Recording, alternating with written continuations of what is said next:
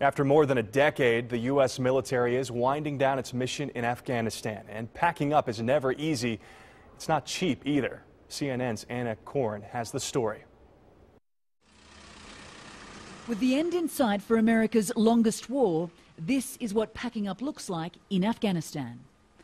Row after row of US military vehicles sit in the yard at Bagram, waiting to be transported back to the United States.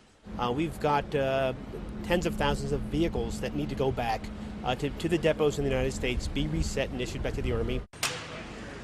And this is where it's happening, in giant warehouses in 8 locations across the country. Weapons, communications and equipment systems are stripped from each vehicle, with another team going through every nook and cranny looking for stray ammunition. Sometimes you gotta think creatively. Such as? Are you ready? Spots like this and the wires.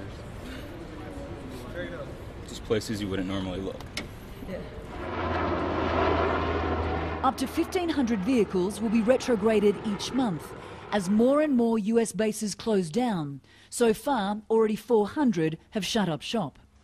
This process will continue until the remaining 28,000 vehicles are sent back home, along with 20,000 shipping containers filled with equipment, all US property.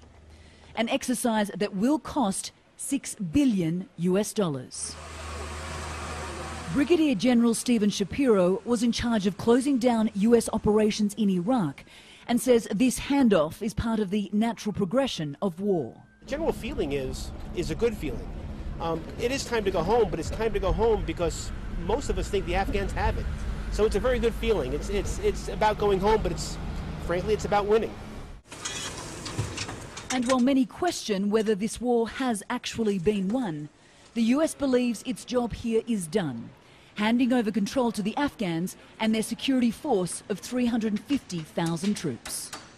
America's war in Afghanistan began here in Bagram back in 2001. And while US and international forces are already packing up and pulling out, this base will be an enduring presence post-2014. The General believes whatever US forces are left here, some will operate out of Bagram. But the focus now is getting these vehicles out of Afghanistan. 60% will go by road to Karachi in neighbouring Pakistan, where they'll be shipped out to the United States. The remaining 40% will be flown to the Middle East and transported out of ports in either Dubai or Jordan. This is America's endgame, and as the vehicles leave, so too do the troops. Anna Korn, CNN, Bagram.